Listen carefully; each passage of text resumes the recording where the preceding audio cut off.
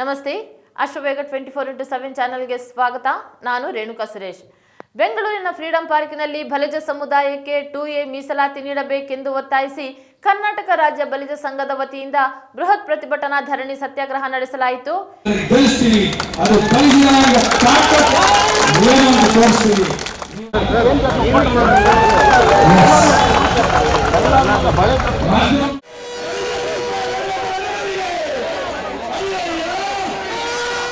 ಈ ಪ್ರತಿಭಟನೆಯಲ್ಲಿ ಸಾವಿರಾರು ಮಂದಿ ಬಲಿಜ ಜನಾಂಗದವರು ಭಾಗವಹಿಸಿದ್ದರು. ಈ ಪ್ರತಿಭಟನಾ ಧರಣಿಯನ್ನು ಉದ್ದೇಶಿಸಿ ಮಾತನಾಡಿದ ಕರ್ನಾಟಕ ರಾಜ್ಯ ಬಲಿಜ ಸಂಘದ ಅಧ್ಯಕ್ಷ ಡಾಕ್ಟರ್ ಟಿ ವೇಣುಗೋಪಾಲ್, ರಾಜ್ಯದಲ್ಲಿ ನಮ್ಮ ಬಲಿಜ ಸಮುದಾಯದ ಜನಸಂಖ್ಯೆ 40 ಲಕ್ಷಕ್ಕೂ ಹೆಚ್ಚಾಗಿದ್ದರೂ ಆರ್ಥಿಕ, ಶೈಕ್ಷಣಿಕ ಸೇರಿದಂತೆ ಎಲ್ಲಾ ವಿಭಾಗಗಳಲ್ಲೂ ಹಿಂದುಳಿದಿದೆ.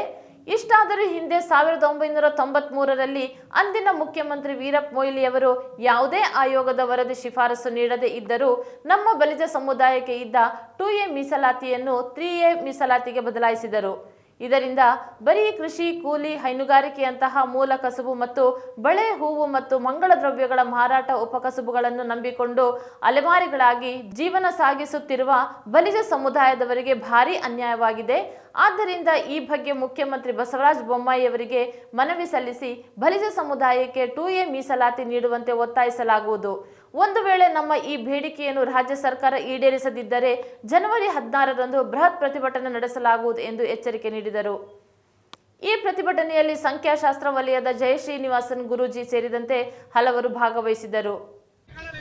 ಕರ್ನಾಟಕ ರಾಜ್ಯಾದ್ಯಂತ ಎಲ್ಲ ಜಿಲ್ಲೆಗಳಿಂದ ಬೆಳ್ಳಾರಿಯಿಂದ ಚಾಮರಾಜನಗರ, ಮೈಸೂರು, ಮಂಡ್ಯ, ಪಿರಿಯಾಪಟ್ಟಣ, ದಾವಣಗೆರೆ, ಮೈಸೂರು, ಚನ್ನಪಟ್ಟಣ ಎಲ್ಲ ಕಡೆಯಿಂದ, ಕೋಲಾರ, ಚಿಕ್ಕಬಳ್ಳಾಪುರ, ಎಲ್ಲ ರಾಜ್ಯಾದ್ಯಂತ ನಾವು ಇಲ್ಲಿ ಸುಮಾರು 20,000 ಜನ ಬೈ 1 o'clock 20,000ಕ್ಕೆ ಮೇಲ್ಪಟ್ಟು ಜನ ಸೇರ್ತಾ ಇದ್ದೀವಿ.